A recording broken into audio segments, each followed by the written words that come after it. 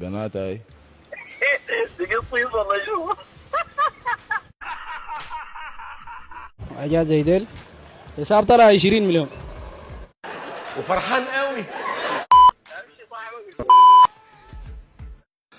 قوم طول شغلك يا اخي، قوم امشي لك شغل. واقف مصدوم في مرايتي حبايبي اللي قتلوني.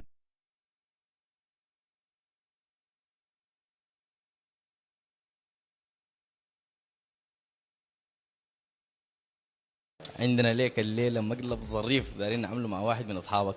ظابط. تمام، احنا عاوزينك تتصل لواحد من اصحابك وتقول له انا في مطعم وفي 5 بنات ما شاء الله احجام عائليه تلموا فيني ودقوني. بعد ده كله دقوني.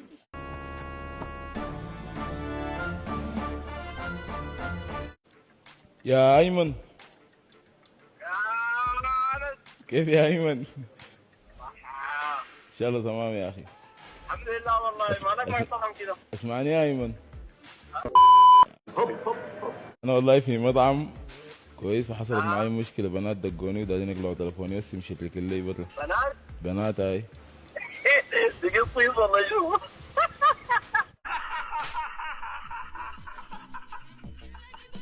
بيس يا مان بيس. هسه هاي تحجيني ولا ما حجيني؟ والله ما عندي لك اي شغله ولا تقلق يا الله. ايوه تقول له ولا ما بيجرى.